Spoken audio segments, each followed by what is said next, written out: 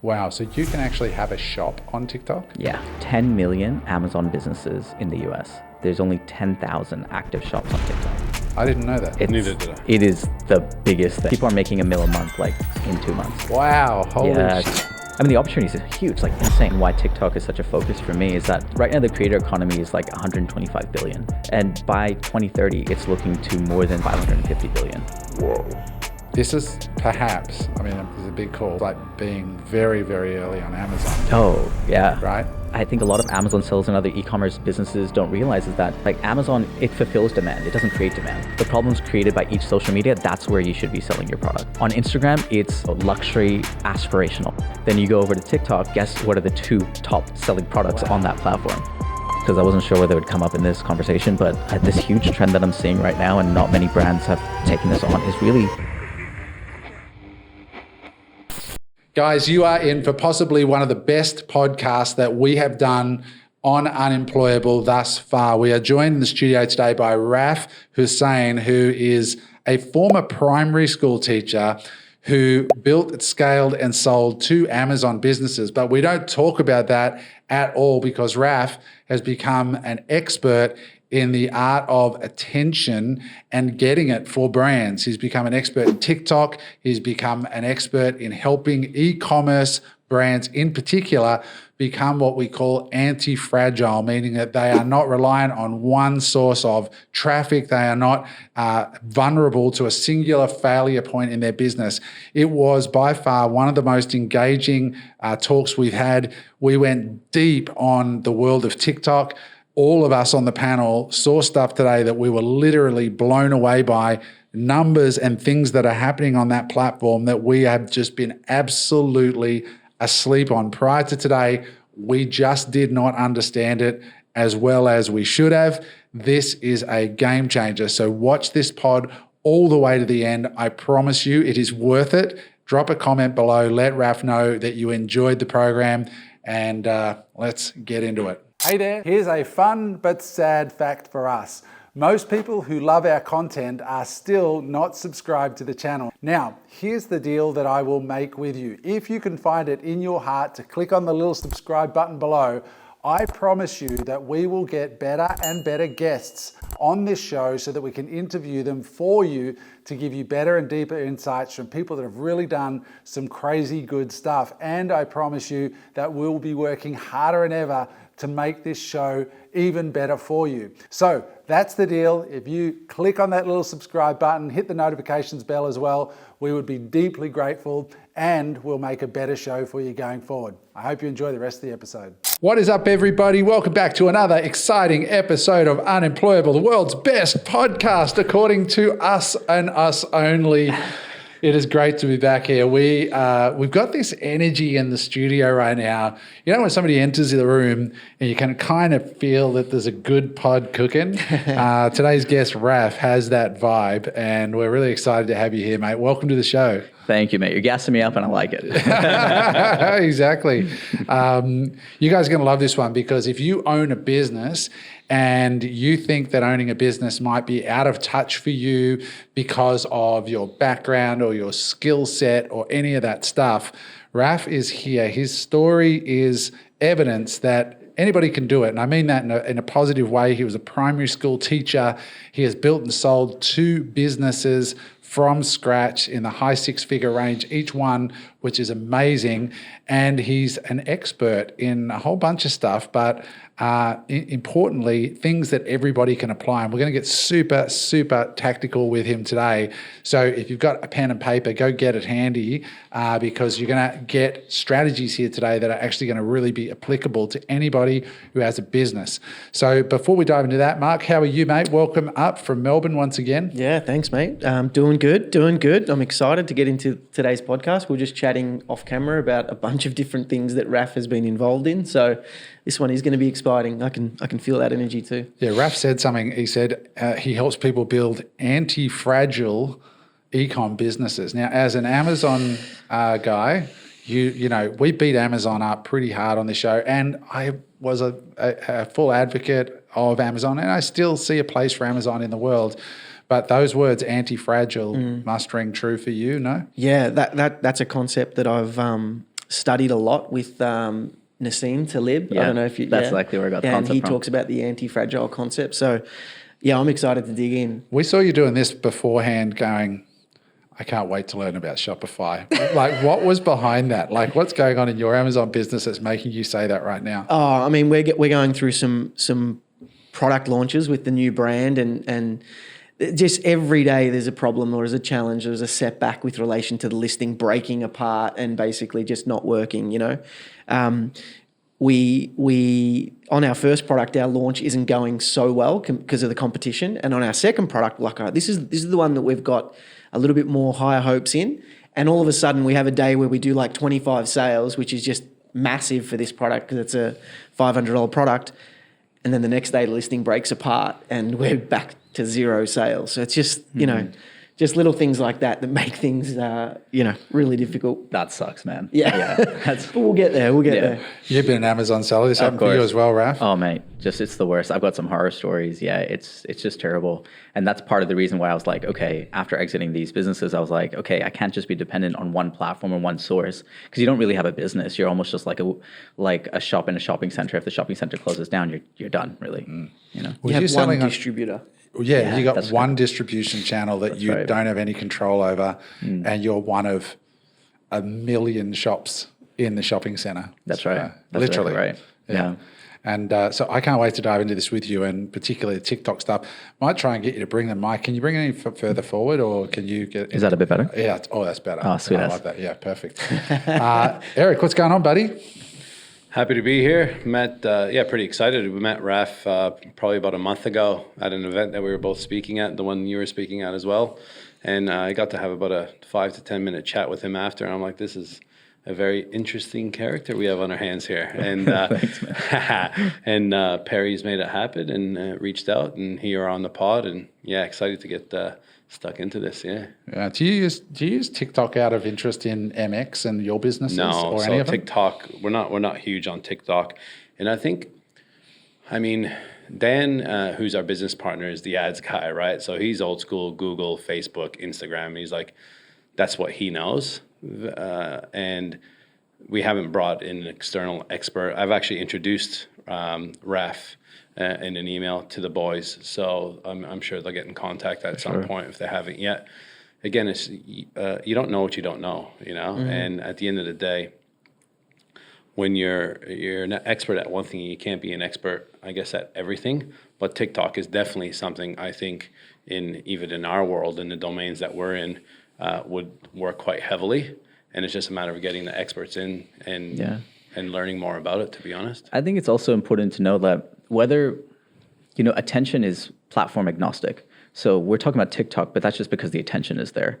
And attention has changed, like how people get attention and then move from one point to the other and take action has changed. It used to be long form, used to be blogs, but now it's short form clip, and it's engaging and fast. And so you're seeing all these other platforms adopt that same thing. So if you're listening to this, or even you guys on this panel, it's like, I don't want you to put it in the TikTok bucket. I want you to think about, okay, how is attention being harnessed and then utilized for business? That's really kind of the crux of what I'll probably be diving into with you guys. Yeah, that's awesome. I think that phrase is so powerful. Attention is agnostic. And I think we get so caught up in labels, like I remember when Gary Vee comes out, and that guy's usually right, which I freaking hate. But he comes out hard in what he believes in, and he's nearly always right.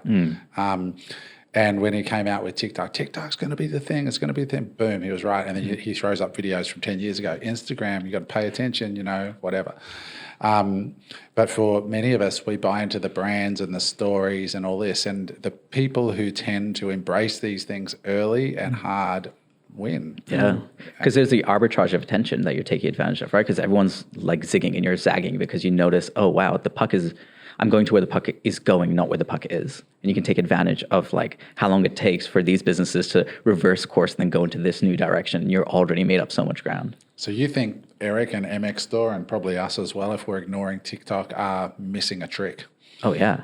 Yeah, for 100%. It'd be great to dive into your philosophies around short form content. Like you said, Adam, remove the label TikTok and let's talk about what actually is going on there with the short form content and the attention. And our biases, right? We all have biases. We are generally like to, stay what we know and stay with but in this day and age, that can be deadly. The other day, Mark, maybe you can supply this image, or I can supply it actually, but just make a note, guys behind the desk, Greg, to get this off us. But you threw it up in our little chat group, which was the cost of a click. Oh, yeah. And it showed the cost of a click on X versus TikTok versus Instagram versus Facebook versus...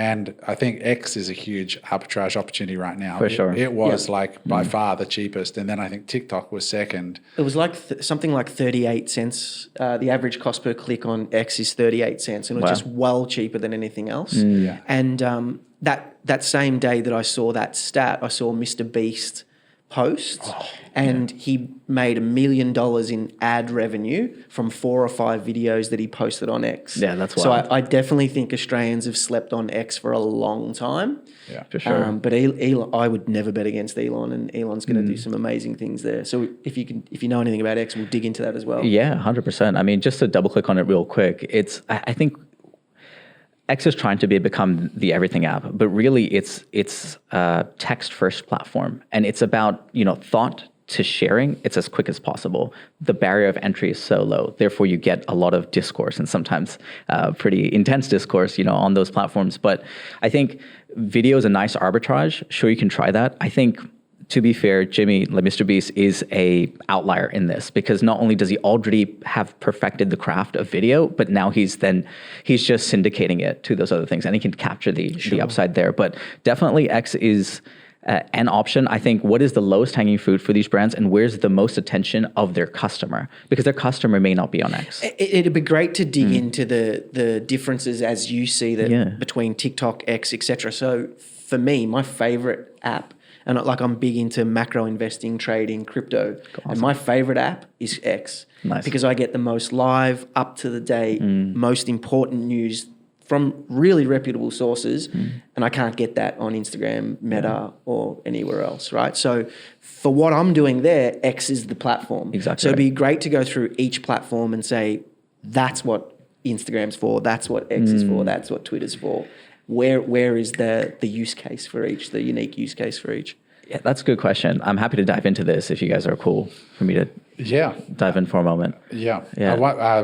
Yes, go ahead with that, and I'll come back with some other stuff. Deal. Yeah. I've got this hypothesis where the products and services that sell the most on each social media sell the most on each of those social medias, because those social medias create those problems. So said another way, the problems created by each social media, that's where you should be selling your product. So I'll give you an example.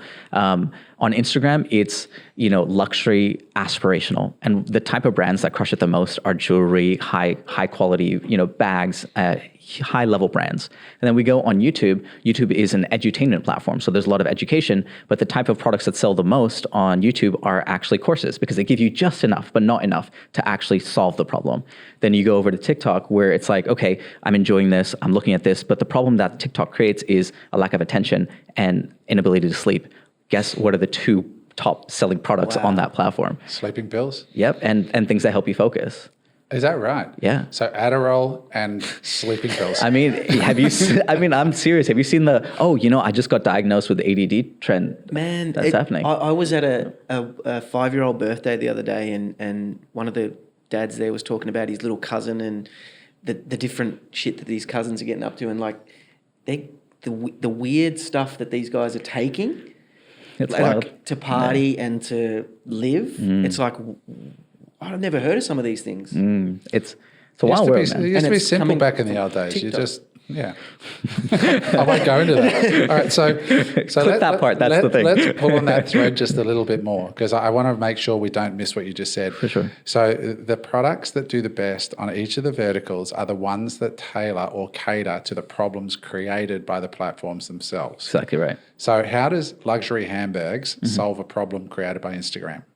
Well, because what you see on Instagram are people living the life, because it's a curated Got it. aspiration. feed, right? So you're on there, you're aspiring to do better in life. And so while you're here all motivated because you don't have your private jet yet, Here's Next a best thing. business class travel company. Or Exactly right. Would And Facebook fall into the same as Instagram, or is that different? Again? Facebook's probably the only unique platform that you could sell literally anything on. Yeah, wow. Yeah. And that's why its staying power is insane. So for his products, his new sauna blankets, sauna, whatever, cold plunge, that's more an Instagram aspirational type product. It depends. So I just want to add a bit of nuance to the thing that I mentioned there. The brands or the products that work best are the ones solving the problem that each social media creates. But it's the hot knife through butter. That doesn't mean you can't have your knife through butter. It's just not going to be as easy. That's all. So you can sell everywhere, but there are certain platforms that are just going to be easier for you to do. So you may as well just jump on it immediately and take advantage of it. That's super interesting. Super interesting. I think it's an important consideration for anyone that's in the e-commerce space, especially off of Amazon, because you give Google Ads a shot and you're like, it didn't work. Google Ads don't work. But it's like, not only do you need to have the product market fit, you need to have the social media platform market fit. Yeah, I like calling it the product channel market fit, because you already have a product market fit. Obviously, you're selling that, but now you just want to get it to fit the channel. I guess one thing that I think a lot of Amazon sellers and other e-commerce businesses don't realize is that Amazon is it fulfills demand. It doesn't create demand, right? And Google, if you look at the funnel of awareness, it's right near the bottom of hey, I'm either solution aware or at the very least problem aware. On TikTok, you can't advertise the same way because it's interruption marketing. You are contacting these people as they're being entertained. And in a 30 to 45 second video, you're getting them from awareness to perhaps taking an action. And that's a very different approach strategically. Very interesting. Very interesting. Before we dive into a couple of things, can you explain in your own words your story, just quickly? Sure. You were a school teacher, you started these Amazon businesses, scaled them, sold them, and now you're sort of partnering with brands that you identify. You're not open. You made it clear you're not open to taking clients right now, which is cool. So tell us just your story quickly, so that people can get just a sense of you. Yeah, for sure. Where to start? No, I used to be a primary school teacher. I used to teach third grade and fourth grade. They were my favorite. So I usually had 30 to 33 kids in my class. And honestly, I loved teaching. It was fantastic. But I got to this point where, I started reading books. I read Rich Dad, Poor Dad. I read all these kind of books that make you think expansively a little bit. And then I remember driving into school and I was talking to these kids, it's they've just come in from recess. And I was just looking at them and I said, just because you're good at something doesn't mean you have to do it. And if you think there's something else you can do, you owe it to yourself to try.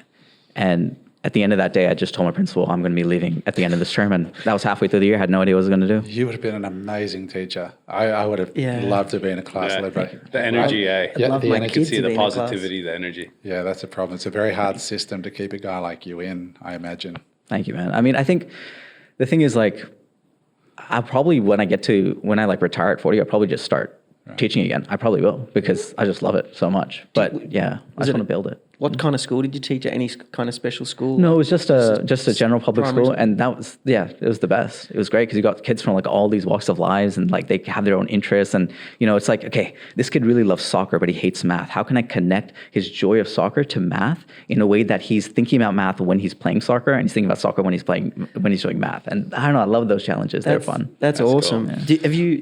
This is probably a bit off topic, but I just feel like going deep on so many things with this guy. I'm going to interrupt the flow. Steiner schools and things like that. Have you looked into those philosophies? No, that's kind of more Montessori schools. I've looked at that, but I have actually never heard of Steiner schools. Because it's kind of similar. It's kind of like they're actively doing and the creative learning. Yeah. So let's get back to your Amazon. Sure.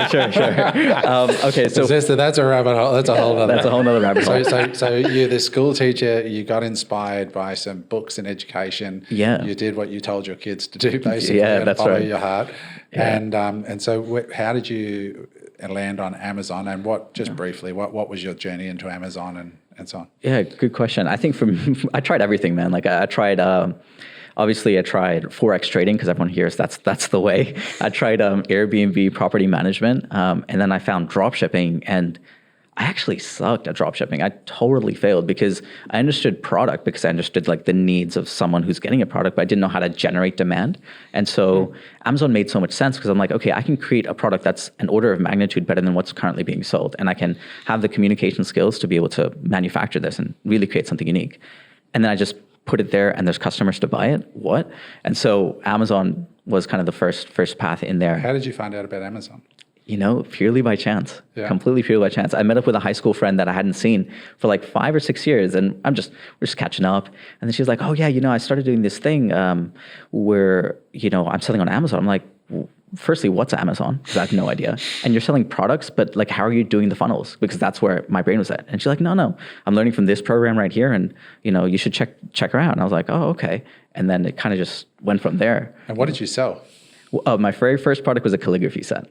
Wow, calligraphy set. That's thanks to my wife, and I do want to say I built all this with my wife. There's nothing that I did individually. This is something that we did together. So was one of your brands? Calligraphy stuff? That's right, yeah. And what was the other one? It was an eco-friendly kitchen brand. Wow. Yeah. Okay, congrats. Thank you, man. That's amazing. So you built these 2 brands, then you sold them. How'd you sell them? Did you sell them to aggregators? How did you sell them? Honestly, it was a private buyer, and it was just... It's so easy. It was during the mania of like cheap money, right? Yeah. Like everyone's getting like 0 interest loans happening, and it's like, okay, cool. I'm like, this is a cool off ramp. Let's take it. Yeah. Now I regret it, and I told you that off air because I could have made it much bigger. But yeah, it was good. It was a good lesson. Yeah. And that's because of what you now know around TikTok and what's going on. Exactly right. So was that? Let's talk about, because I guess when I was told about you. That first thing the person told me was, he's a TikTok guy. Yeah. But you're actually a lot more than that. But would you say, if you were to sort of stack where your level of attention is right now, would TikTok be at the top of the pile for your attention right now?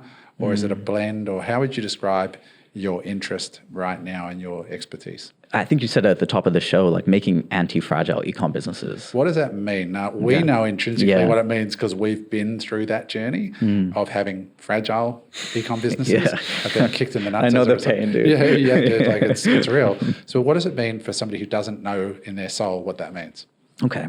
So the concept of anti-fragile is from this book called Anti-Fragile by Nassim Taleb. Now I've adopted it or put that map over e-commerce, but the same principles apply. It's that when one area of your business is doing well, but if it stops, then your entire business fails. That's called a single point of failure. And the concept of having an anti-fragile business is that you're not dependent on one platform or one customer acquisition channel, and your business can stand the weathers of, the storms of business that are going to come around anyways. And so let's say I have an Amazon business, just for the purpose of this example.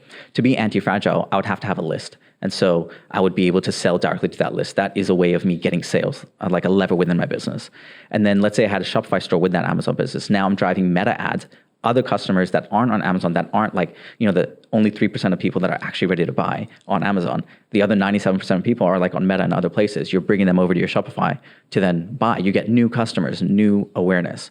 So the whole concept of being anti-fragile is increasing your target total addressable market and doing it from channels that aren't dependent on each other. So if my listing gets suppressed, I can still sell on Shopify. If meta ads are like broken, I'm still selling on, TikTok Shop or Amazon or Etsy, right? Yeah. Okay, got it. So just have options and not be a single point of failure business. Yeah. So let's start with TikTok, right? Because I know this is an area that you're passionate about. Big time, yeah. And it's because I'm imagining that you are seeing that there is an arbitrage, or there has been an arbitrage opportunity there at TikTok.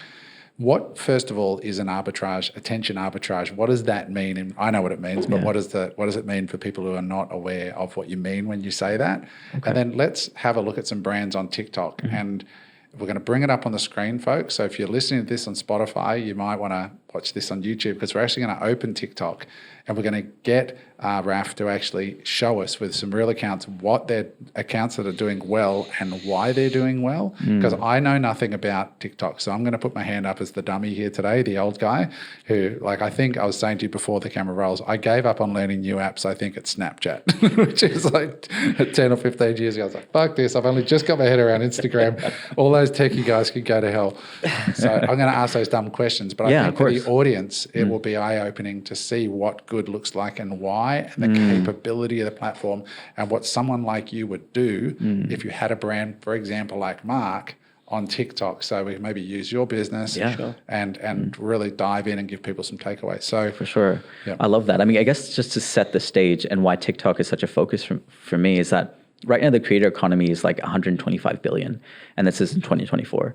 And by 2030, it's looking to more than 3x that, to like 550 billion. And so it's not only that the attention is there, it's that brands' dollars are also going there. And that arbitrage, an example of that arbitrage is that right now it's a 125 billion, it's going to get to 550 billion, and people are still just talking about their Amazon PPC, right? Or like really trying to dial in just their meta. I'll put like a simple example, like a primary school example. Like let's say you go down to the shops and you end up buying like a bunch of red frogs, because we all did that. But when you go to the canteen, they're selling like 3 of those red frogs for like $1. And so there's an arbitrage from that thing, right? They're taking a thing which is like 50 red frogs. They probably bought it for $2, and they're going to their canteen and selling 3 for $1. That arbitrage, that profit that you can gain is the exact same profit you can gain as a brand by actually going on TikTok first, right? And as more people go to TikTok, what you're saying is the prices will go up because the demand has gone up. So what you're saying is right now, in basic terms, a lot of Amazon sellers and e-com sellers, me included, Eric included, across a $100 million company, is doing nothing with TikTok. But when people like us wake up and move over there and start bidding against you for the eyeballs, the prices are going to go up 100%. in simple terms. Yeah, put another way, like demand far strips supply, like by far. And so that's your advantage. Like take it. Yeah. Do you mean the other way around? Supply? No, the demand for products out there. Oh, got it. Yeah. Far outstrips the supply, Do you have like a little formula that you determine whether a product is suitable for TikTok and that kind of I thing? love that you asked that question. That's awesome. Most people don't ask that question. That's very good. The type of products that I've noticed work the best on short form content platforms, and in this case, TikTok, are products that have a clear before and after. You can see that. They're easily demonstratable, right? That's massive. And that they're surrounded by a passionate subgroup. If you have these 3 things, you've set yourself up a very strong sandbox and foundation on which to build a really strong TikTok strategy. So what were the 3 things? Demonstrative? A demonstrative, easy before and after. Yep. Easy before and after, demonstrative, and then a strong, passionate subgroup around your brand or product.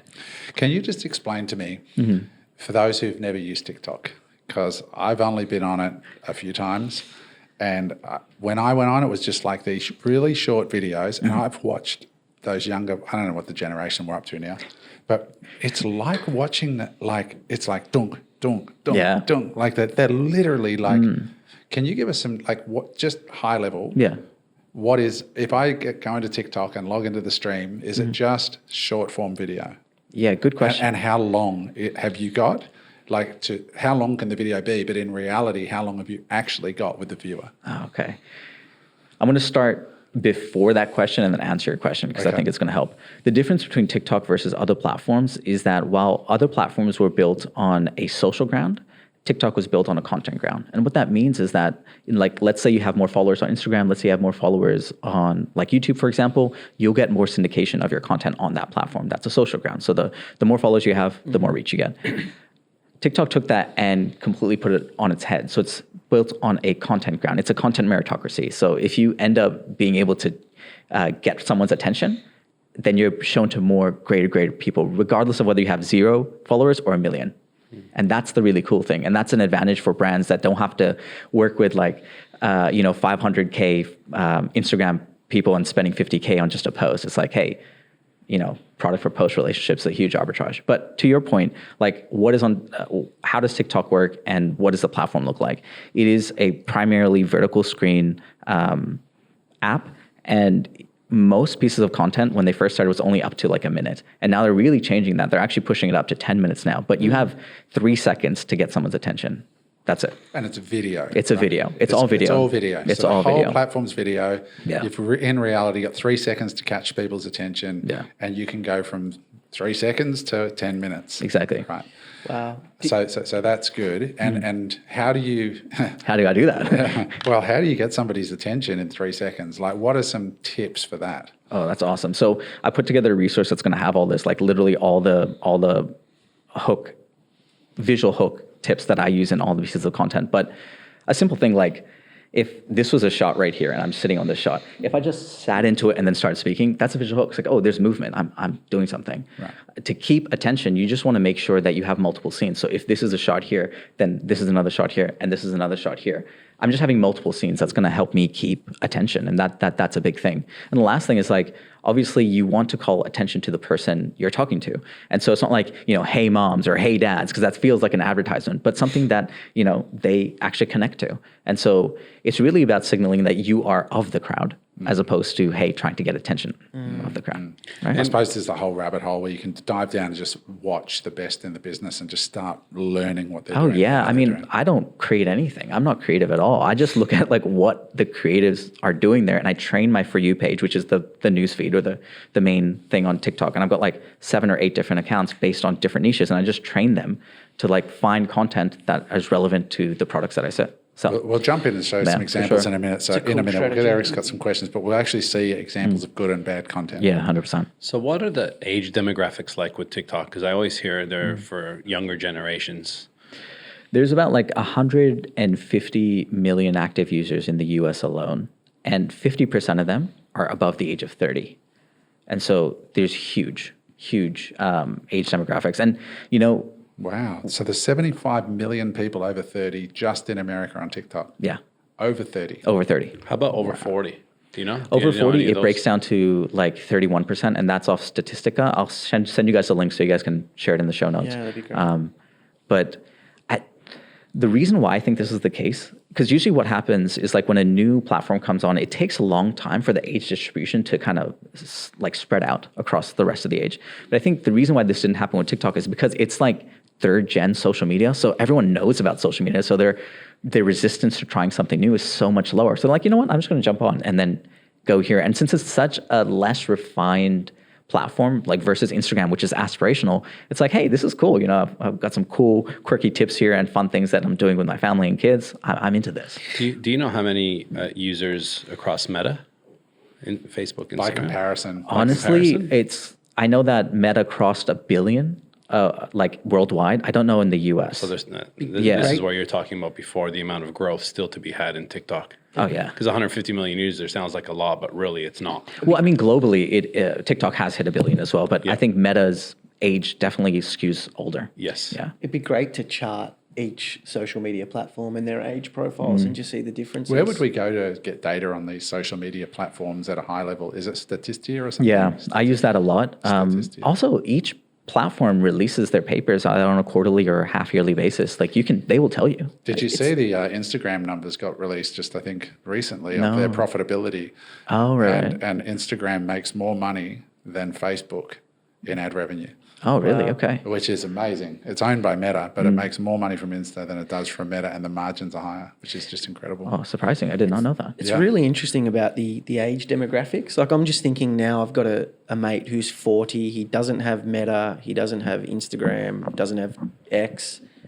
But he always sends me TikTok videos, and Same with a mate of mine. I'm like, and what's behind that? Okay. I think part of TikTok's genius from a content perspective is that the content that does well is highly shareable, right? And so what the best type of advertising is word of mouth because it's free. And that's coming from a trusted person, right? And so you'll even see when you're on YouTube Shorts or on Instagram, you'll just see TikToks full on ripped with the TikTok watermark still. And it's just like, oh, they're just posting it here. And I find them, again, I'm not on TikTok, but my mate that sends me the TikTok videos, they're a lot funnier videos than Instagram and Facebook. It seems like an entertainment platform to me. Like, Oh, 100%. It's so do your ads need to look, and do you need to approach your advertising from an entertainment point of view? I love that you double clicked on that 100%. If the best TikTok ads are the ones that look like TikToks. Right. Yeah. That's interesting you said that. It looks like TikToks. Yeah. So how would you define a TikTok as opposed to a piece of video content? Right. Or another platform's content. Yeah, but Like a video that's on another platform yeah. compared to a TikTok. Okay. It's the editing style, it's the trendy music, it's the non-polished approach to it. Like if I had I just got my phone here and I'm just like, okay, this, and then this, and then this. But I don't have my Canon, M50 and then clipping it up and super hyper editing it. It makes it more relatable. So it's so if you were going to get content made as a business, let's say you're an MX store like this dinosaur here, and they're making all this money and Shots they're fired. Like, yeah, exactly. So you're over here, these dinosaurs, they got nothing but money, and they're like, all right, you guys need to go onto TikTok. They would probably be better off maybe going to top TikTokers and saying, you know what? Here's $1,000 voucher. Go to our store, buy whatever you want, and you make some TikToks. Yeah.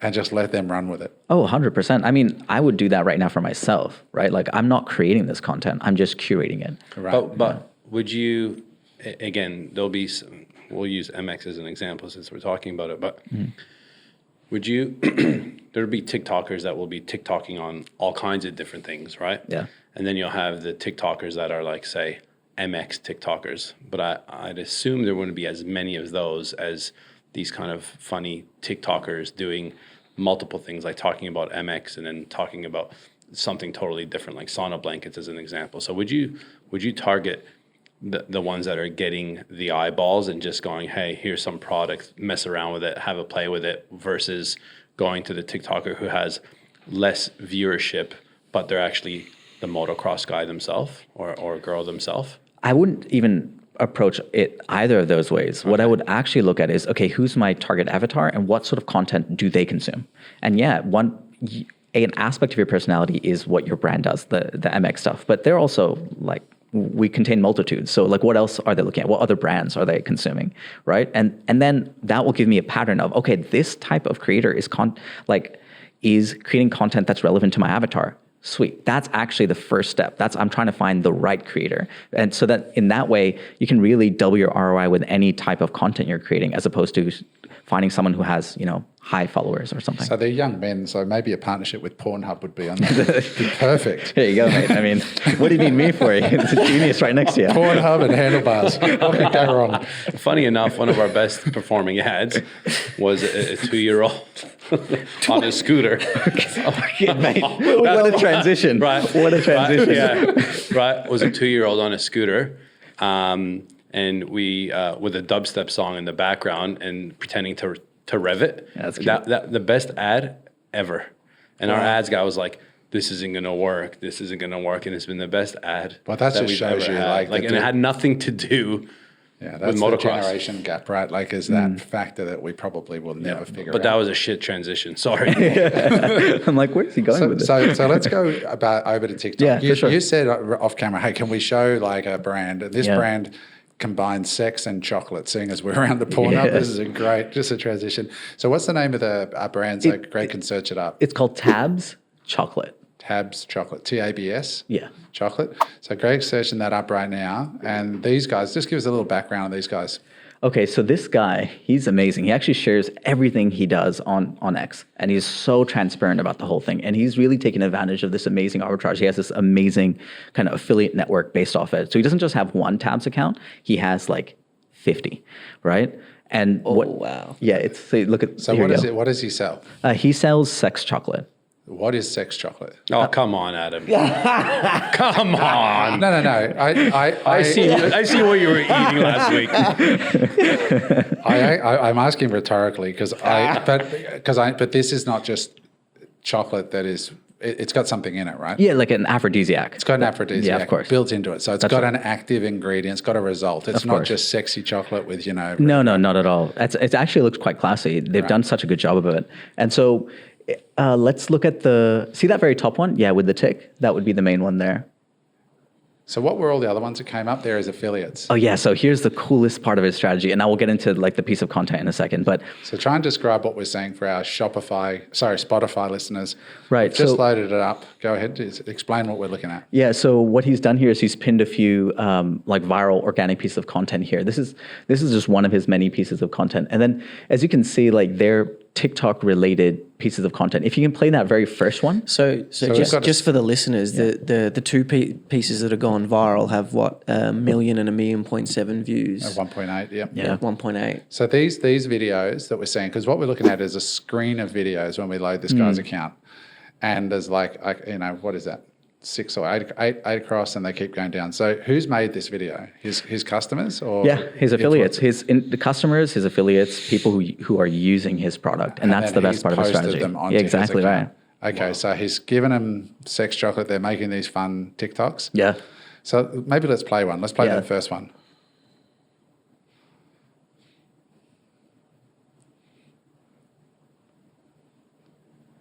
Is there no sound on this? Can we get sound? There is no sound. Oh, there's No, no it's sound. not Are you even sure it's sound. muted? Yeah, no sound. Oh, odd. Okay.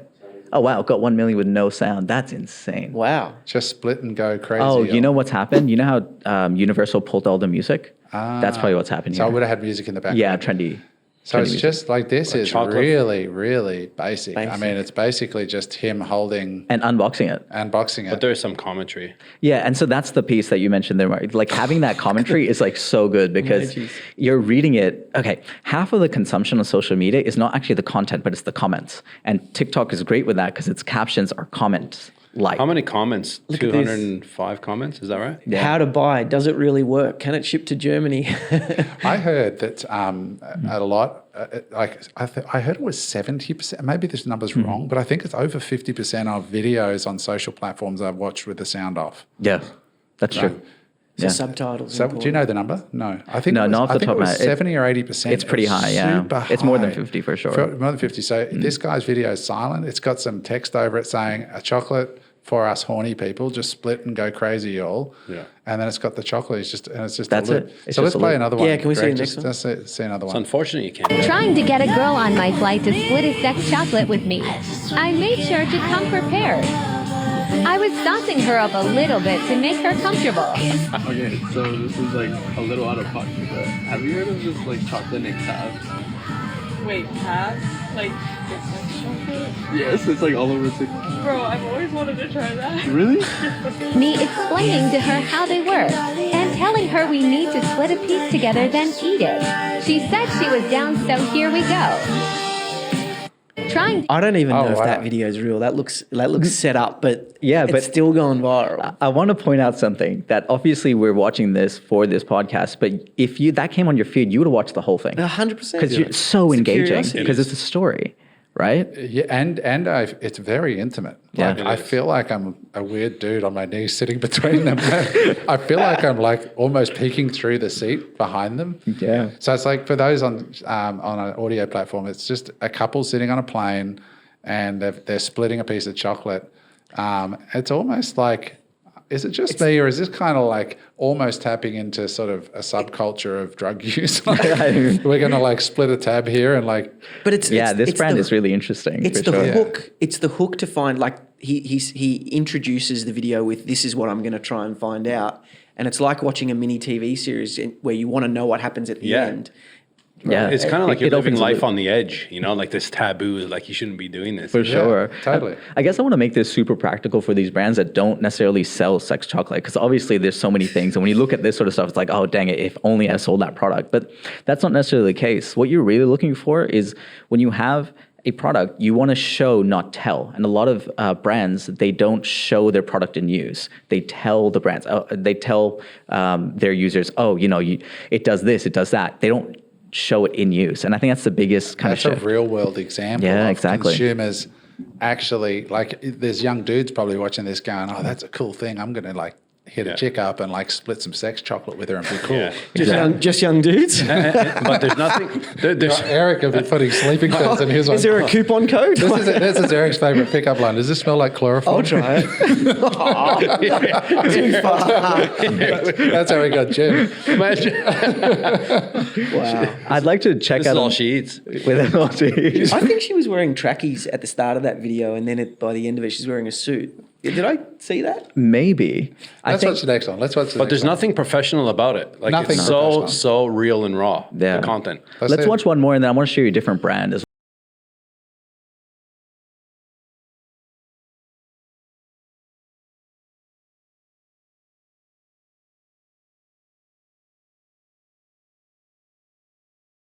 Same chick. I think so. I think so. It looks So very for similar. those who don't know what it is, it's basically it said for when your guy actually listens to what you said and goes and buys Tab's chocolate and then she throws it on the bed and opens it and then she's all excited.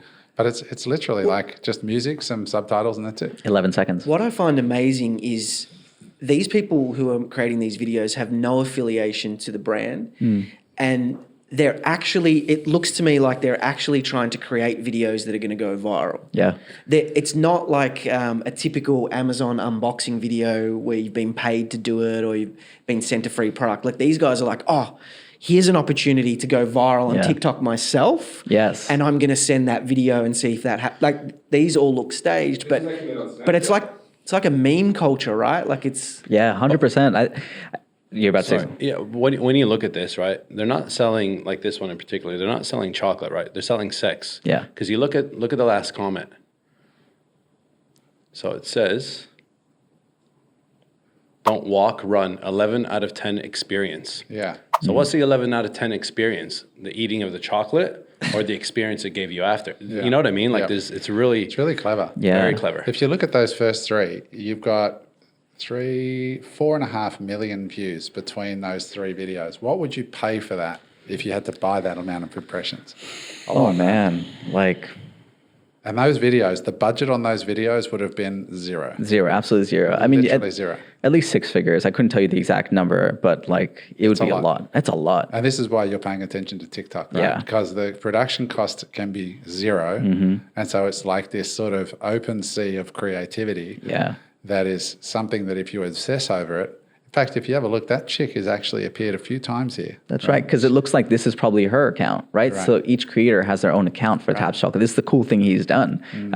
So this is probably not even the official There's Tabs the- Chocolate account. yeah, this is which just is their just account. so highlighting she same. is an advocate, and she's an affiliate, yeah. She's using this product as a way to build her fan base. Yeah, 100%. So that, I think that's so important. And how much would she be getting as a commission on that, do you think? I Do you have think any clue? they're offering anywhere between 25 to 30% commission on any sales she drives. Lifetime value, or is that common, or is it just upfront one time? I think it's just upfront. I don't know whether they've got the tracking. I know you can use like different extensions like Social Snowball to help track lifetime value, but I'm not sure how he's Because set it we up. had some guys on from Mana Vitality recently, and they're at 1.5 million a month, and they're doing it from like 11 influencers. Yeah. And they pay lifetime value affiliate commissions, which has been really strong. Yeah, that's but you're awesome. saying 20 to 30%, and they just go out and pump this content Yeah. out.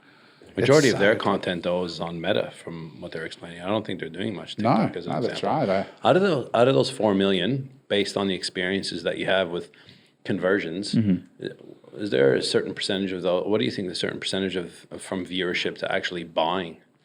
I think the connection between seeing something on TikTok and deciding to buy it has been well established. Like the hashtag TikTok made me buy it has like, I don't know, 70 billion views. And then, Amazon Finds has something similar as well, like 80 billion views. So like people are looking to purchase when they are scrolling. They're like, oh, this is a cool thing, right? And they buy. Do you know how much the chocolate is? It's $18, I think. $18. Yeah. How important is meme culture to TikTok?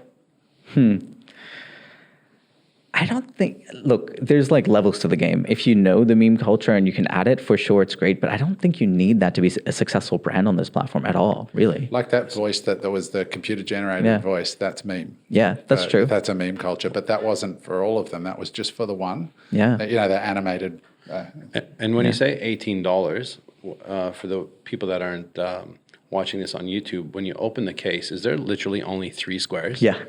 How crazy is that?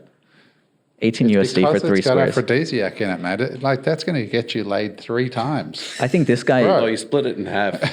Why split I'd it? split those things in eighths. Just I'd get 24 pieces out of that. Jen needs all 4 to get going for you. Listen, you keep reaching a little bit too close. Keep your hands to yourself. Oh, man. Okay, so this is cool. So let's change gears and go look at another brand and Yeah. how they're using TikTok, because this is really fascinating, and it's really getting out of our heads about what we know. Because us old school dinosaurs, it's all about a different way of advertising. This is like kind of entertaining, short, showing the product in use. yeah. But in a really cool, casual way. What's right. another one to load The up? other one is called Bloom Nutrition. While that's loading, what would be the best way for a brand to connect with a TikToker? So they go to TikToker. How would they search Just that top one. to find? How would they search to find? Like, for example, let's say Mark. Mark's got a nice bath. How would he go to about sauna TikTok? blankets. Yeah. Sauna blankets. Yeah, how Okay, do that? sauna blankets. How would Mark search TikTok? Would he just go to the search bar and type in sauna blankets? Yeah. And then he would see some people there. Yeah. And then he just clicks around until he finds an account he likes. And then Do they have their Gmails and stuff listed like they do They on do. Insta? Is that Yeah, what they so do? half the time you'll see emails right there to be able to approach them directly. And the other times you need to like find them somewhere else. Like you'll find that usually if you're a TikTok creator, you're on Instagram and that's where your email lives. It's not on your TikTok handle. So you got to like sleuth around a little bit, but I would streamline it even further. What are the keywords that your target avatar resonates with? And then I would use that and then I'd find creators based on that. Not just specifically Yeah. at the product Exactly level. right. Like longevity, wellness. Yeah, I mean, you're probably not selling a continuous glucose monitor, but I bet you the overlap is pretty high, right?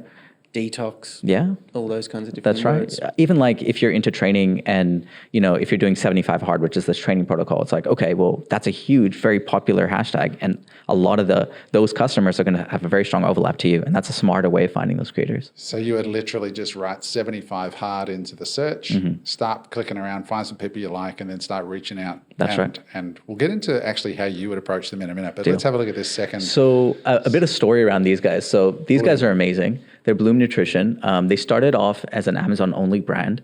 They're a husband and wife team, and they also share everything on YouTube. So if you're interested, they share all their case studies. It's like out there for free. So definitely watch it if there's something that interests you. But they've done this amazing thing where they've taken a huge gamble on just top of funnel marketing and awareness. And it's like crushed it, absolutely crushed it.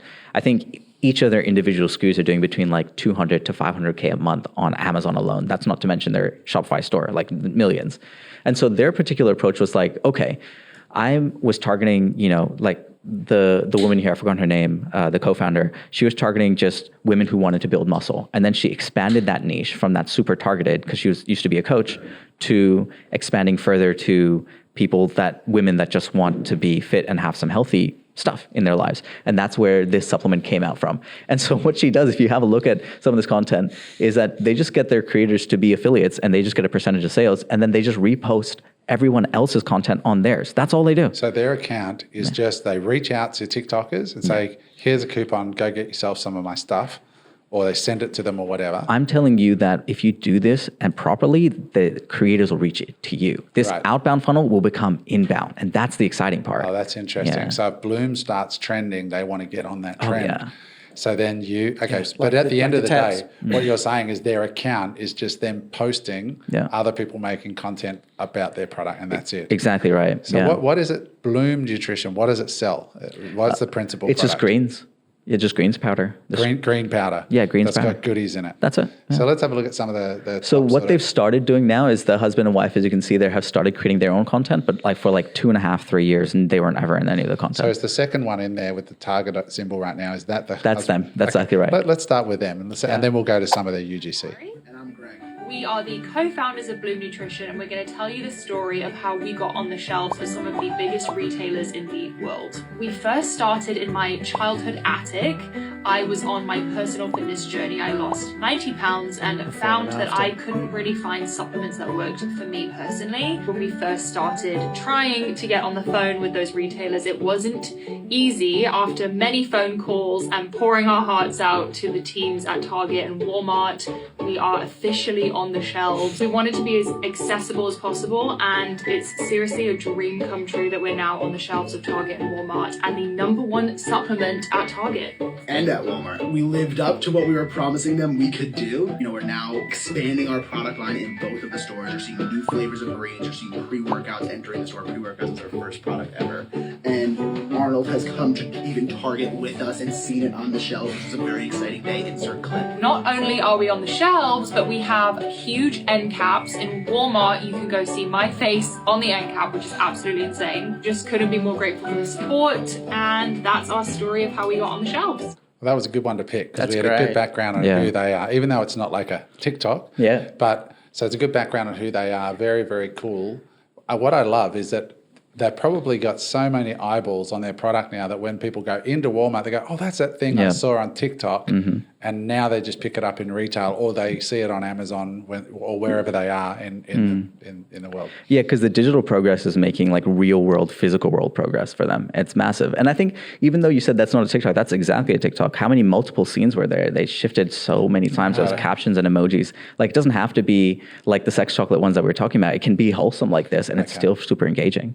There was lots of movement, you're right. Yeah. And it wasn't super high quality. No. Like it was like that was just their iPhone set That's up all on it it. was. Yeah. It wasn't framed up perfectly with a blurry background, or it didn't look like an Apple video. Yeah, exactly. Go to that fourth one, Greg, if you can. It looks quite funny. Yeah. Do you wanna be? You wanna love me like that? Simple. Do you wanna be? You wanna Now, for those who can't see this, this is I would say morbidly obese dude in like what looks like a BCF fishing shirt crossed with vomit and a baseball cap, It's probably Versace. dancing around, doing a very weird dance. He just looks like a full hillbilly, and over his head, it's got 2 Bloom Satchels. satchels, and it says your Bloom order is out for delivery, and He's that's excited. it. He's doing a jig. He's excited. He's doing because a his jig. order just left the warehouse. Yeah, that's it. Is it? But that's it. It's just funny. There was one there, 995 on the second row. Yeah, can we say that? It tastes good like soul food. Parked up outside in the old school. Demonstratable. Jeez. Clear before and after, clear water, green. That's it. It's like, oh, cool. This is an aesthetic. This is something that I could have in my life. That's why it works. It looks like they're literally sitting that on a toilet lid. Like Dry flush. yeah. But so they basically, for those who can't see it, it's just like somebody opening up a box of satchels, a glass of water appears, and then they pour it into the glass of water. There's a little Bloom whizzer thing, and that's it. There's no voice. Literally anybody could shoot that. So cool. So powerful. So yeah, very, very powerful. All right. So you're saying these brands are doing it well because they're basically getting an army of people that they're incentivizing through commissions, and they're reaching out to TikTokers, and you're saying the arbitrage is there's far more people wanting products than there are brands there at TikTok providing them. Oh, 100%. Yeah, it's not even close. Crazy. Yeah. I mean, to give you an idea, and I will use TikTok Shop as an example because there's solid numbers around this, but there's 10 million Amazon businesses in the US. There's 10,000 on TikTok Shop. Whoa. So Sorry, say that again. there's 10 million Amazon businesses in the US. There's only 10,000 active shops on TikTok. Wow. So you can actually have a shop on TikTok? Yeah. Okay, like an Amazon store. Oh, yeah. And you can actually transact on TikTok. Oh, yeah. I didn't know that. Neither did I. It is the biggest thing. Like, people are making $1 million a month, like, in 2 months. Really? Yeah. And so this is not fulfilled by TikTok, though. This is just... Well, it's eventually going to be, actually. Right. So it's Yeah. eventually going to be like Amazon, where Yeah. you ship your inventory to TikTok's warehouses. Yes. Wow. Holy Yeah, shit. dude. And the reason why this is so exciting is because now they own the entire value chain from top of funnel awareness to purchase, right? And it's all within the app itself. And it's completely one-to-one click, one-to-one sale trackable. So it's amazing. You This can is- tell that they're onto something when Amazon is trying to do things like Amazon Shop. Yeah. Right? Or Amazon Inspire, right? Which is the vertical video thing that they have going on. When Yeah. Biden's trying to shut them down. Yeah. So how do you? But I just want to make this point here that this is perhaps, I mean, it's a big call, but it's perhaps like being very, very early on Amazon, Oh, yeah. right? Yeah, 100%. And those guys that were very, very early on Amazon basically could sell dog shit and get great dollars for it. I'm not saying you should do that, but I'm just saying that we're sort of in that time. I want to dive into TikTok Shop. Is that all right if we jump into that? go. Because I don't want to miss this. So TikTok Shops, Yeah. you go there, you open up a TikTok Shop account. No, so like as a talk- seller or as a user? A seller. I've got a product. Yeah. Let's say I've got. Can we a pull it up? supplement. Yeah. Can you actually pull up pull a it up TikTok so you shop. can actually see it? How do we see a TikTok Shop? So actually purchasing on TikTok, you Yeah. can only do that on your phone. Okay. But if you want to set up a seller center, you can just go TikTok Shop seller center, and then we can, I guess, look at at least the landing page. So you can basically open an account to become a seller on TikTok. Yeah. There are caveats to it though right now. So it opened in the UK, it's open in Singapore, it's open in the US, but Australians don't have access to it yet. So if I incorporate a company in one of those territories, You need an SSN or an ITIN. okay, but you can get that. Yeah, you can. As long as you have that, then you're good. Yeah. Look how basic Sweet. that landing page is. That's it here. So welcome to TikTok Shop. We'll throw the URL up in post here, Greg, if we can. But it's TikTok Seller Center. It's almost like Amazon Seller Central. So you obviously think people should not be sleeping on TikTok. Do you wish you could go back and relaunch your products on TikTok? Like, would they have worked? Oh yeah, they're highly demonstratable. Both, obviously calligraphy niche was very visual, and then obviously the eco-friendly product was so clear before and after. Let's explain for people why that's so powerful, because it basically means you can transact natively inside of the app, right? Yeah, exactly. So rather than clicking out from TikTok to Amazon or out from TikTok to a Shopify store, a TikTok user can store their credit card details on TikTok. Yeah. And so they can just do, like with Amazon, a one-click purchase. They can see this product in their TikTok stream and go, that's sex chocolate. I might buy that. Click. Yeah. TikTok debits their credit card. Yep. The order fires off to you, I suppose, integrated with your Shopify store. That's right. Exactly right. So you integrate TikTok with your Shopify store and it just fires out the order. That's right. And they never left TikTok. No. Oh, this is amazing. Yeah. Imagine, like I'm thinking even dry flush. Imagine how cool, how funny videos you could do with dry flush. I got an electric toilet, dude. You know the shit pun that you would could be do it. so good. We had a client do a TikTok actually of a dry flush toilet. They got like 12 million views. Wow. On TikTok, in the US. And all these they did this thing called Flush It Friday, and they just and they're caravan manufacturers, and all they do is like, we got this dry flush toilet, and we're just going to see what kind of shit we could flush in it. Like that every that's Friday, what content would crush. That's they all. did, yeah. And they put it up, and you look at their account. This was on, I think it was TikTok, and they put it up, and like they get like 5,000, 10,000, 20,000. You see the dry flush toilet one, and it's like 100, it's like millions. Yeah. And they're like, what the? That's unreal. So poop is always funny. Yeah, it's always funny. All right, so this is TikTok Shop right now. Shopping made simple. So here's the interesting thing about TikTok Shop is that, the reason Amazon was so successful is because they got rid of friction for the customer. Correct. And this is an even more frictionless buyer experience because entertainment and purchasing are one and the same now. And that's why it's so exciting. And it's an insane opportunity. So even if you don't have an SSN, for example, that's a social security number, or, an ITIN here in Australia, I would implore you to get on TikTok and at least start working with influencers that are on that platform, because at least you can hit the ground running when you do get the ability to be approved and doing all this stuff. It's super powerful. That's why I double clicked on it, as you said, because I know the power of Amazon, because I've seen how that frictionless transaction is how they owned the game as a result of that. And that's what this is. You don't need to leave the app. You can buy the thing and then keep scrolling TikTok. It's the impulsive buy as well. You don't have time to think, this is not a good idea. Or like so many times there's been the product that I have to buy, but I've got to go on Amazon to get it. I can't be stuffed. But this just comes up as you're scrolling. Yeah. And then you click and buy it. And the thing is, the algorithms are so clever. They might not buy on the first or the second or the third, but by the 7th or 10th time they see a related product in the niche that they're interested in, because the algorithm's going to feed it to you, guess what? They're going to buy. Have you got any metrics on, and maybe Greg, you can search this in a separate tab for us, how much revenue is being done on TikTok shops? I'd just be interested. Do you know? Or like stupid amount, like billions. Is it really? Yeah. Let's bring it up and just see if we can search it up. And just see what, is there anything there? According to Yip data. That was just in December. You should look at it now. It's hit the billion mark. 350 million for the month. Yeah. It's in the billions. Yeah. That's crazy. And it's only just starting. So, and this is about that anti-fragile, right? What is that? What was that one, Greg? 20 billion for 2023. 20 billion in 2023.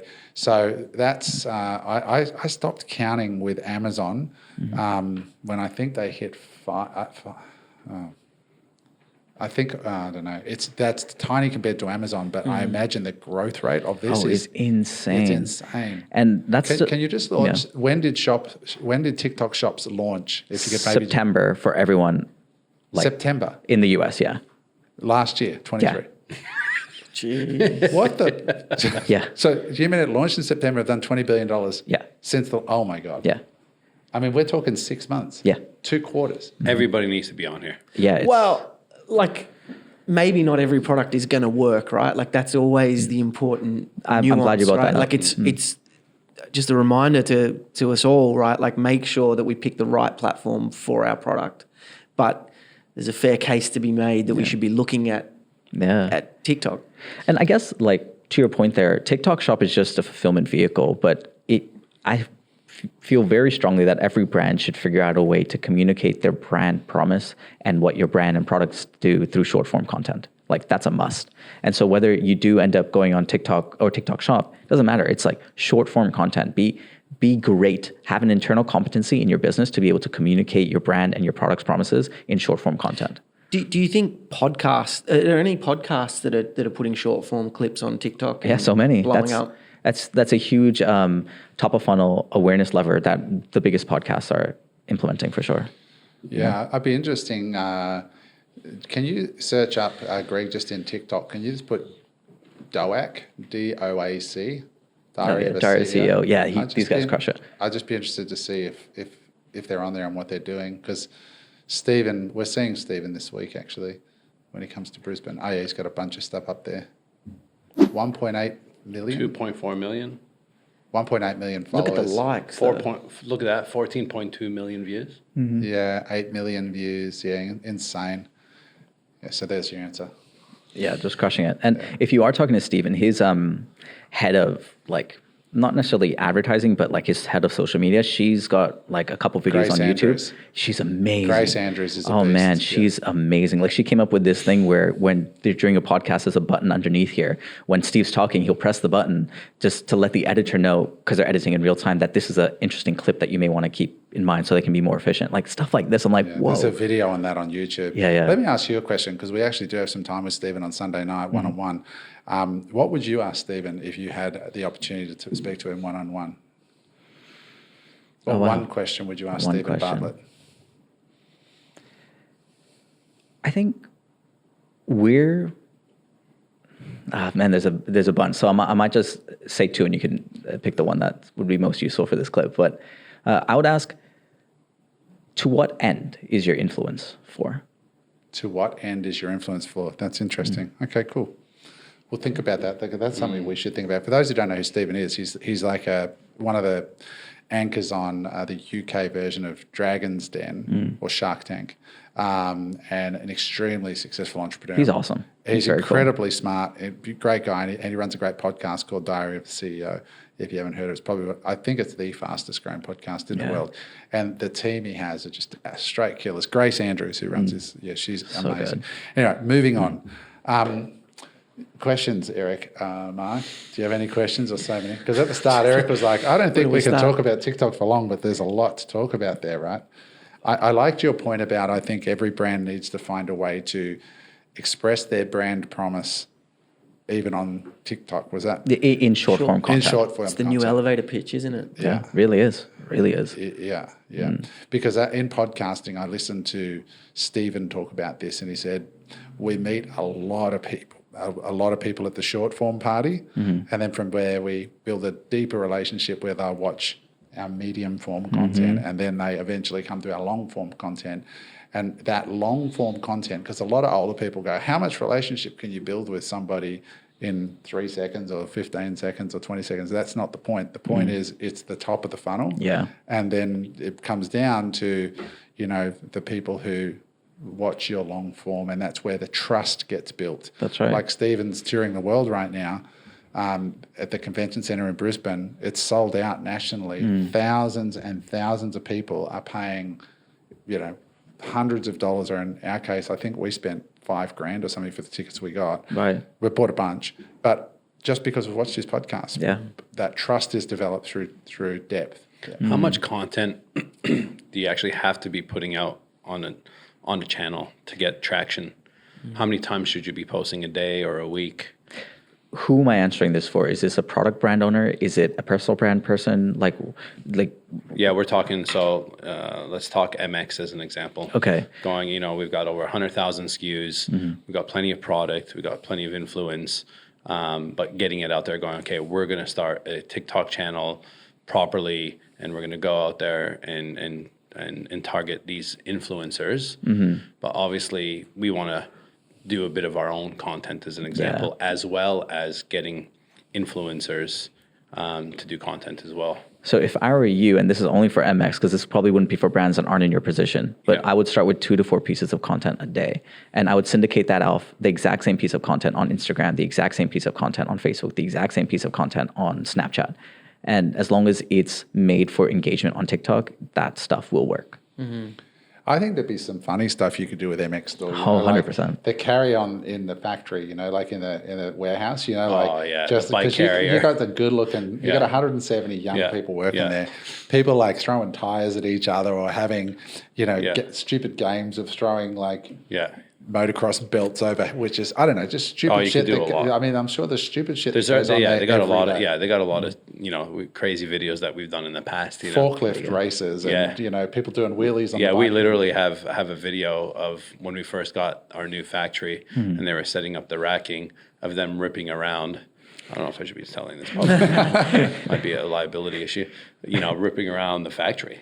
Just to show the actual size of it. And doing wheelies and bits and pieces. The shenanigans that go on inside of any organization like that, full of young people with a young vibe, would be. Am I right? You're totally right. Like you could even just create like an MX BTS behind the scenes, and it's just like, okay, your product is getting shipped to you. This is what happens before your product gets there. I mean, Derek Sivers, who created CD Baby, had this amazing thing where he spoke about this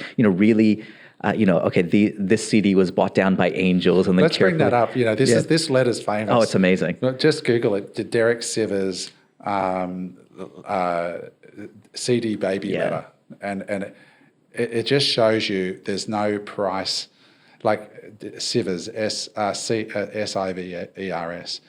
This is what I mean about what you're getting at, right? Like creativity, and this is what I believe the future is, right? Is that creativity will not be replaced by AI anytime soon. So I put in a letter, Derek Sivers CD Baby letter. Because this is funny. Yeah. The most successful, right at the top, email ever wrote. There it is there. So I'll read this to you for those. So this is the letter they send to people who order it. Do you want to read it, Raf? Yeah, for sure, yeah. Your CD has been gently taken from our CD Baby shells with sterilized contamination-free gloves and placed onto a satin pillow. A team of 50 employees inspected your CD and polished it to make sure that it was in the best possible condition before mailing. Our packaging specialist from Japan lit a candle and a hush fell over the crowd as he put the CD into the finest gold-lined box that money could buy. We all had a wonderful celebration afterwards, and the whole party marched down the street to the post office where the entire town of Portland waved bon voyage to your package on the way to you in our private CD Baby jet on this Friday, June 6th. I hope you have a wonderful time shopping at CD Baby. We sure did. Your picture is on our wall as Customer of the Year. We're all exhausted, but can't wait for you to come back to cdbaby.com. Right, so imagine that kind of creativity applied to a product leaving MX Store. Yeah. Like that's a hilarious TikTok right there, right? Somebody's ordered a motorbike tire and like you're all like bowing to the tire and you're all like, do you know what I mean? That's the kind of fun This was in stuff. 1998. The staying power of this creativity, it's almost 20 years later and we're still talking about it. It's still as relevant today. And it's like the razor guy, what was it, $1 billion? The Dollar Shave Club. Oh, that video it was that hilarious. he did was unbelievable. Have you seen the Dollar Shave Club? Oh, this is where us old school guys could teach you. I'm always ready to learn. Let's load this up because I want everybody listening to like that. We're not just doing this for shits and giggles. Dollar Shave Club video. We're doing this because this is really the creative generation is what you're talking about. And TikTok is home for that. Let's just watch this. There. This one here, at the top. Let's just watch it. How many views does that have? Let's just get the sound on. Hi, I'm Mike, founder of DollarShaveClub.com. What is DollarShaveClub.com? Well, for $1 a month, we send high-quality razors right to your door. Yeah, $1. Are the blades any good? No. Our blades are f***ing great. Each razor has stainless steel blades, an aloe vera lubricating strip, and a pivot head. It's so gentle a toddler could use it. And do you like spending $20 a month on brand name razors? 19 go to Roger Federer. I'm good at tennis. And do you think your razor needs a vibrating handle, a flashlight, a back scratcher, and 10 blades? Your handsome-ass grandfather had 1 blade and polio. Looking good, pop-up! Stop paying for shave tech you don't need. And stop forgetting to buy your blades every month. Alejandro and I are going to ship them right to you.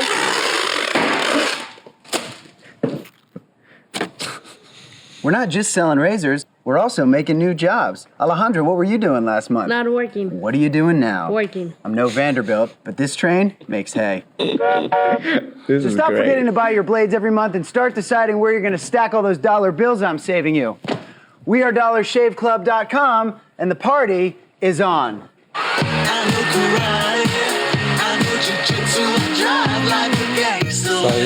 That is so this, good. This has had 284 million views, and that guy sold Dollar Shave Club for $1 billion to Procter & Gamble 3 or 4 years after launching the video. So that's like amazing. a precursor to, what we're seeing in the TikTok. That's original like five. TikToker. That's the original TikToker, and that video cost almost nothing to make. Oh, wild. And that's what gets me really juiced about getting a product that's demonstrable, Yeah. and then having a shitload of fun with it. And another recent event, I almost mention them every week. High Smile in Burley Heads. They're making people laugh every single day selling toothpaste. That's right. And it's $1 billion a year business. So, Raf, you're not working with external clients.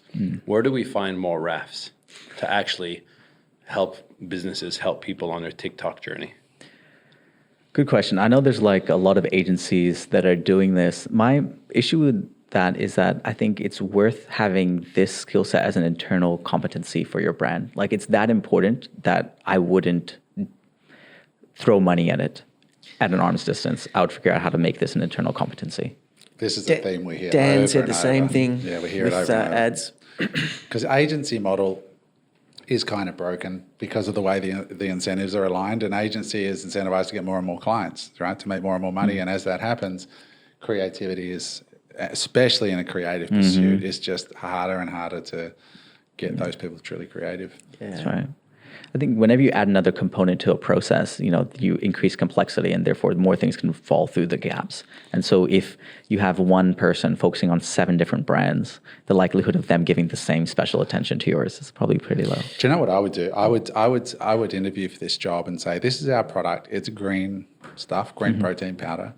Pitch me your 3 best ideas for TikTok, or 3 best creative ideas to make people laugh and engage and want to share my content on TikTok. That would be my interview, because that's going to really see. Could I give you a better interview? I would love to. Okay, so let's say you have a product. Find if somebody's applying to be like your internal UGC creator, which is like a user-generated content. I would say, hey, here are some B-roll clips of my product. Here's the product I've sent to you. I want you to create 5 pieces of content and then share it to me. That's it. And post it live. I don't want it just to be shared. Just post it live. And then whichever does the best, whoever consistently ships content and they're iterating Gets the job. And I think, love that, because that's what's beautiful here is there's no cost, right? Yeah. It's all creativity on an iPhone. I think from a business point of view, sometimes when you're running your business, you're like, oh, I've got to learn TikTok, I've got to learn ads, I've got to learn Facebook, and you're like, get over it. overwhelming, But really, there's 2 things you need to nail, and that's the creativity and the amplification. Yeah. And so you've just provided a perfect blueprint on how to nail the creativity. Yeah. I also think focus on amplification. I think we could even simplify that further. You're really only focusing on one thing, which is harnessing attention. That's it. That's all you need to focus on, because everything is like video first now. So if you know how to harness attention, then you can point it anywhere, right? That's why these personal brands are exploding. That's why these brands that we looked at Bloom, and then we looked at chocolate, and then we obviously Dollar Shave Club, they captured attention. That's really the god tier skill set. If you know how to capture attention, you can point it anywhere. Right, interesting. Do you think it's very important to have a face or multiple faces on a regular basis, like Bloom? You could see a lot of their videos are now the husband and wife. So people, I'm assuming, are making a connection with that husband and wife and looking at their journey and showing her the before and after. I used to be overweight, lost 90 pounds. Here I am living this happy life. Both of us are, succeeding. So with brands moving forward, do you think there should be a face, a consistent face, or just concentrate on the brand itself and let the brand do the talking? I think both have clearly worked. Even on this show, we've looked at both. Like one was the sex chocolate where it's called Tabs. The owner's never on any piece of content at all. And then you've got this one where the founders of Bloom are. And it works both ways. But only lately, right? Yeah, only lately, because they launched the podcast and they started doing all of this. Yeah. It seems to me in this market that we're in right now with TikTok, based on my estimation of what you've told me, you don't even really need a UGC content creator as much as you need a UGC content manager to do the outreach and to get the product in the hands of the people who already have the skill set, and then let the content be judged by the audience and post it right onto your channel. Yeah. It would only be maybe when you've scaled up a little bit that you bring in-house creative and have a crew that's just pumping out stuff 100%. that's coming from I just had a great idea for the product that we're going to be launching soon. Yeah, totally. But write it down. You gotta write it down. Love it. But Eric's, like at a scale with MX where he could have a crew that are just like pumping out content. Yeah, having fun all day and creating little scenarios in the factory. But for the average listener, I think just this curation and letting the crowd do the work is powerful. And it's really like I really want listeners at home to be thinking about this because it's so important. Every product we're showing here has a couple of common themes, recurring, consumable products. Yeah. It's hard to do if you're selling camera equipment, right? Or if you're selling microphones, right? It's harder because there isn't that long tail. Whereas if you've got a low cost, the other thing is you can't go, hey, I'm going to ship out 500 Sony S7 cameras, right, for UGC creators to have. Yeah, that's right. And so we were just talking this morning, like with our product, it costs, the one that we're launching costs us about $4.50 and it retails for about $80. So we can, we got a Facebook group there with 80,000 members. Let's go to the Facebook group and give away 50 grand's worth of our product, which costs us $500 and say, massive giveaway for this community, free product, 50,000, just click here and we'll send it to you. Nice. I love that. Because we've got this, same with Bloom, the margins on that from a gross margin point of view would be huge. The chocolate, huge. So they can afford to get a lot of product into content creators' hands. For sure. Whereas if you've got the wrong business, your hands are tied with doing this stuff. And that's why it's really important to find the right product to start with. 100%. It goes right back to demonstrative, before and after, and passionate audience that you gave us right at the start. Mark, you had something. No, I've lost my trail of thought now. So what are you doing? Well, Mark can't give away a shitload of sauna blankets, for example. Yeah. Because they're too expensive. Just wondering, is there another way to tap into that attention with that product, right? Like maybe it's not giving them away, but if another the theme, influence right? is big enough. Young Chris, we've got a guy now, one of our companies, he's young. He's got 500,000 followers on TikTok after like 6 months. And brilliant. Yeah, he's a good-looking little devil. And the joke is, stay away from my wife. Yeah, exactly. And he walked in the other day. So I didn't recognize you with his shirt on, bro. Like, what's going on? But anyway, he got reached out to by a company, gave him 30 grand's worth of plunge pool and sauna for free.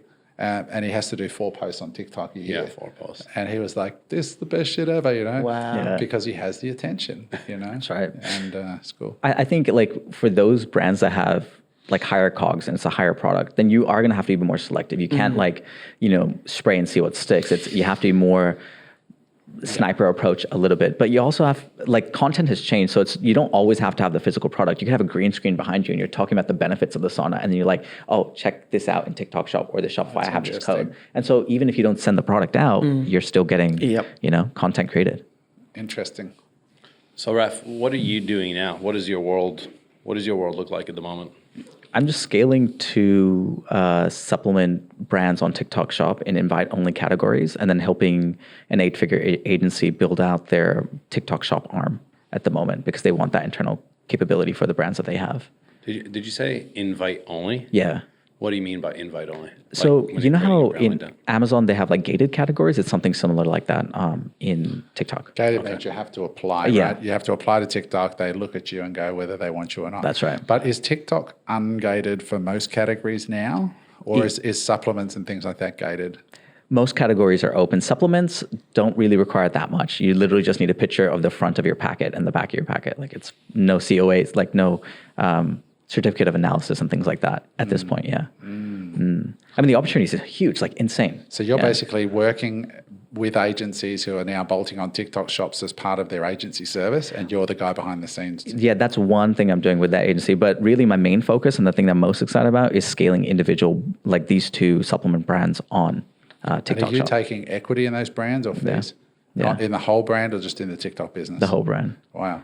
Part of the reason why it's the whole brand is because there's an amazing halo effect where if you're increasing sales in one platform, people prefer to purchase what they prefer to purchase, right? So if, somebody is an Amazon Prime member, they're just going to search your thing and then buy there. Or they've seen you on Shopify, they're like, I don't want to give TikTok or these big tech companies money. I'm going to go to Shopify and give that person the money. It's about being where people consume. It's being like platform agnostic as a brand, right?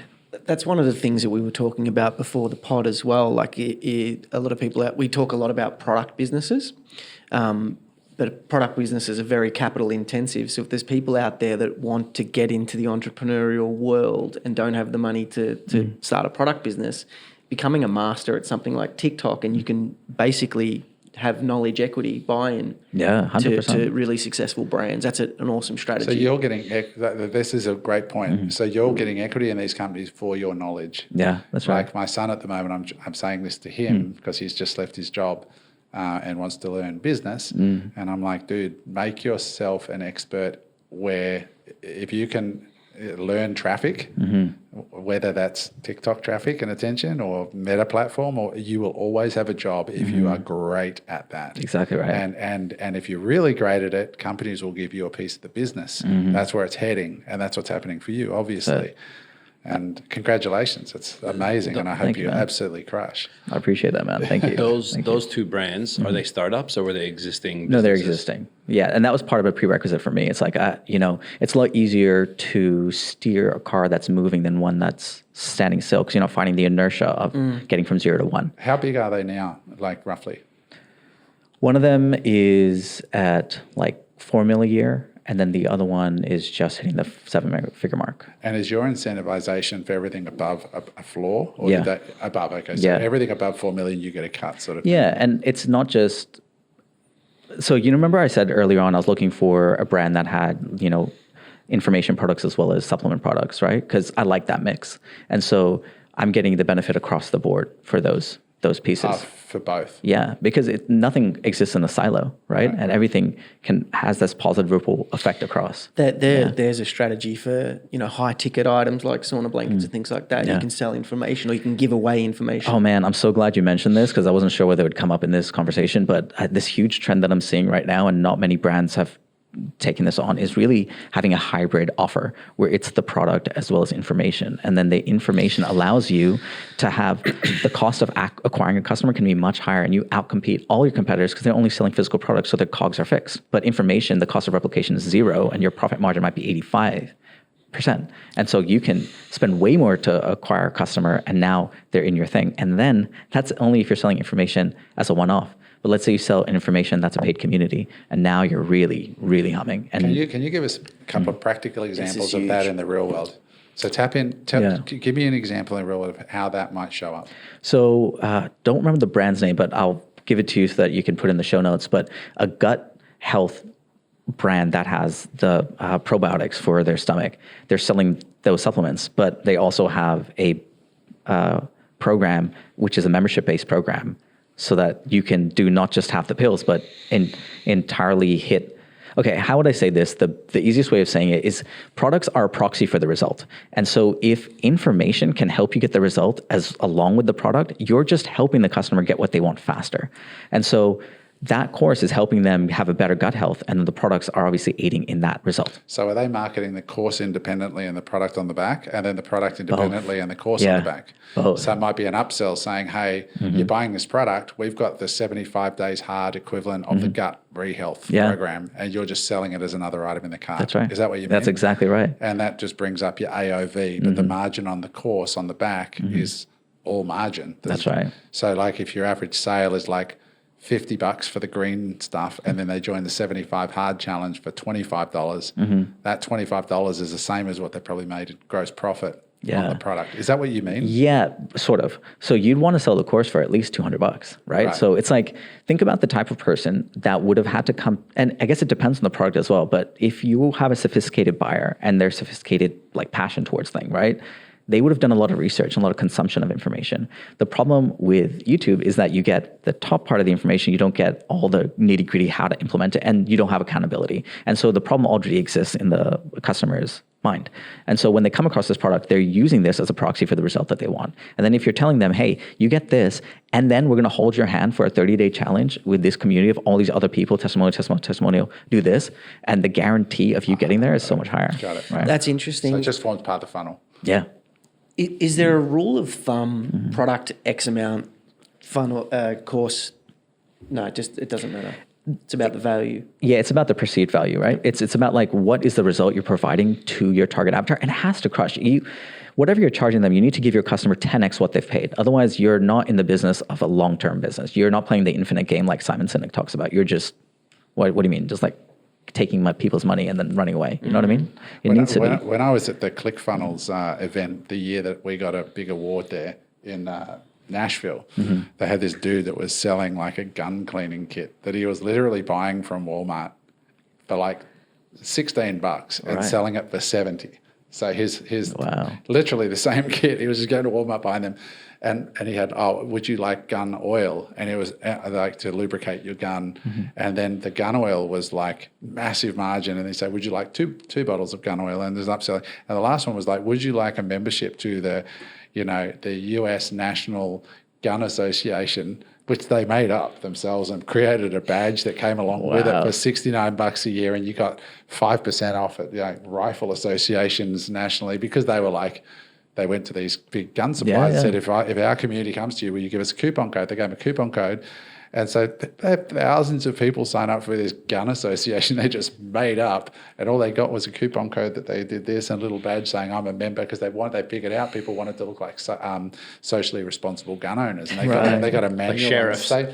Safe gun guide, and all this bullshit. But that it started off with a gun cleaning kit they were buying from Walmart, and it ended up in gun oil sales and all this other shit. So it's a value add of it's a value add, and that connection you made of the outcome is what they're buying, not the product. Exactly. And if let's say you have an expensive product that takes a while, like, the lead time is like maybe 6 months, 8 months.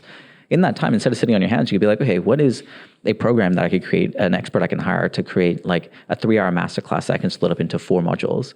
And then I could just test this on Facebook and then see if I can get people to buy this course. What that's doing is you're building your audience. You then have people, a pre-launch list you can sell to that have paid to be your pre-launch list, right? And now your brand is really kicking off very quickly. Well, I mean, a great example is, fair warning to everyone watching, we are going to try and sell you our stuff that we are launching soon from the podcast, right? So we've invested a lot of money in the pod, but we have thought, what products do we need? Because we know you guys need them too. And we've got a product coming that you guys are going to love watching and listening to this, that solves a real problem.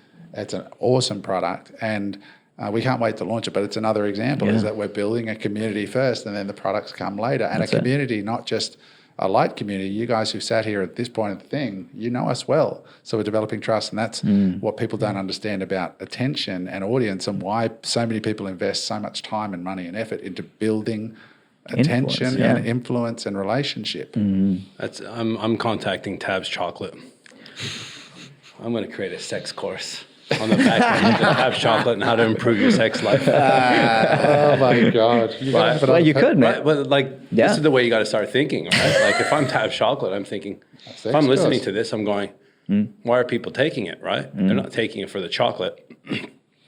You got to think about why they're taking it. Yeah, exactly. As an example, right? 100%. I mean, Oliver's making like 10 million a year. They're trying to improve something. That's right. Yeah, and it's helping them improve it, just like the gut health, right? They want good gut health, but just because they're taking one product doesn't mean that they're going to improve their gut health. There's so many other things they got to do. Yeah. Someone that's buying a sauna blanket, as an example, they're probably into longevity and breathing, Detox, right? So maybe they need a breathing exercise course on the back end of.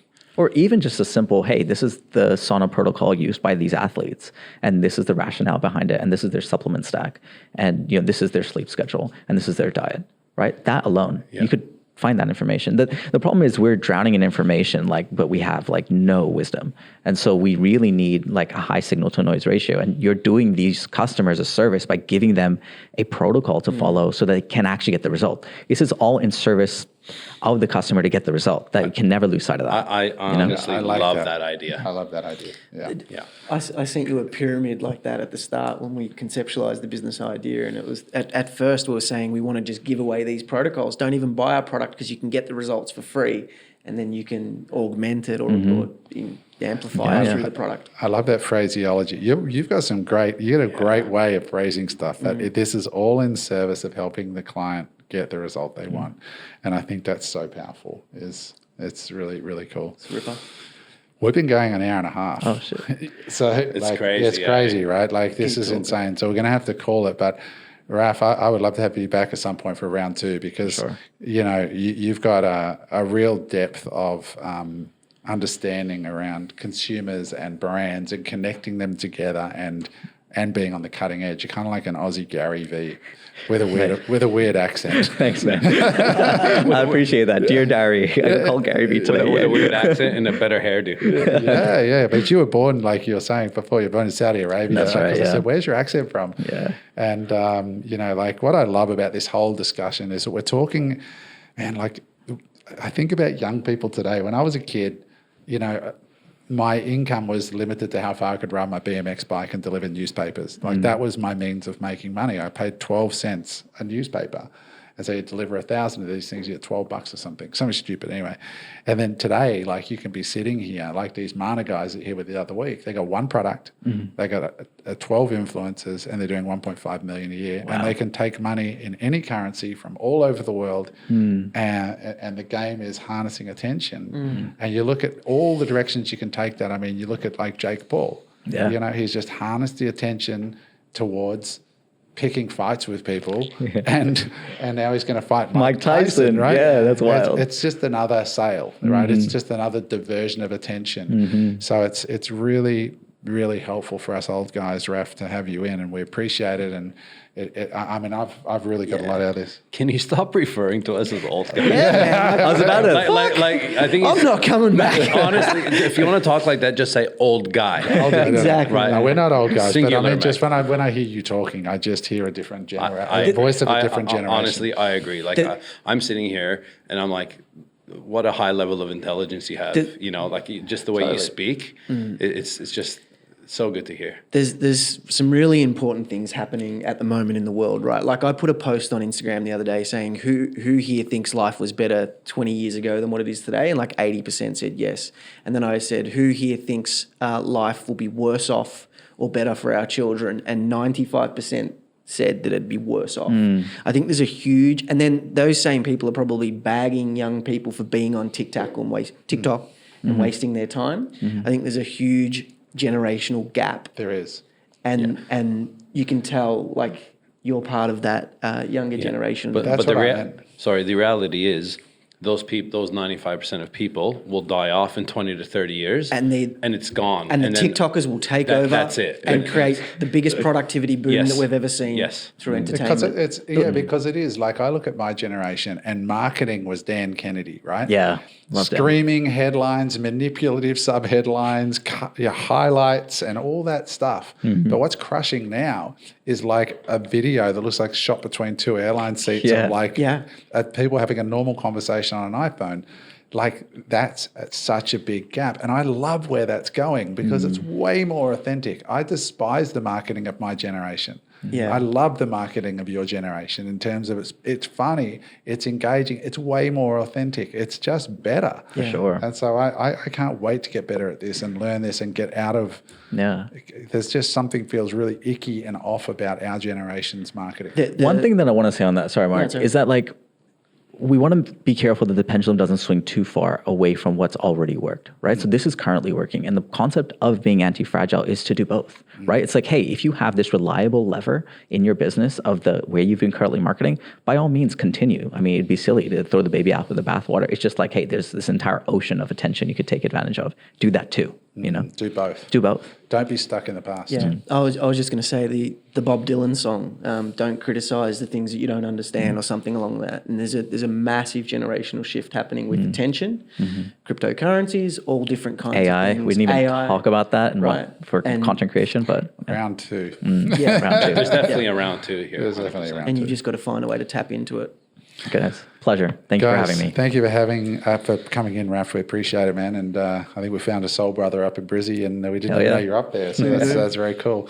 For all of you at home, thank you for listening from wherever you've been, whether it be on a train, on a plane, on an automobile. We hope you get a chance in your life to do this kind of stuff, express your creativity through business with a brand, a product or service, and learn to market it effectively and create wealth and freedom for you and your family. That is what Unemployable is all about. Guys, we hope you've enjoyed the pod. One last reminder for our listeners, drop a comment below, like and subscribe, but also Eric and I are going to be opening up business coaching again soon. So you can join our community of people that Eric and I and our team personally coach one-on-one on Zoom, as well as group calls every week and private events. If you're interested in that, hit either Eric or myself up in our DMs on Instagram. He's at It's Eric Machado, and I'm Adam Hudson Official on Instagram, or visit our website, unemployable.com.au. Raf, thank you for being here, man. Appreciate you. Bro. Mark, thank you for being here. Thanks, legend. Eric, Thanks thanks for being here, and we'll see you guys soon. Bye for now. Hey there. I hope you enjoyed that episode of Unemployable. If you'd like to watch another episode, just click there.